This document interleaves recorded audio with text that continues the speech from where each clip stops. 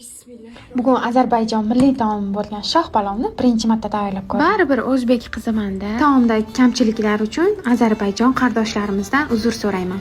Qanaqa siposhalar boshladik. Piyozni mayin kesib, go'shtni ham to'rtburchak shaklda kesib olib, ikkalasini alohida qovurib olamiz. Kutilgan mevalar va yong'oqni ham alohida qovurib, hammasini bir idishga jamlab, ustidan kurkuma, tuz, ozgina suv solib 5 daqiqaga dimlab qo'yamiz.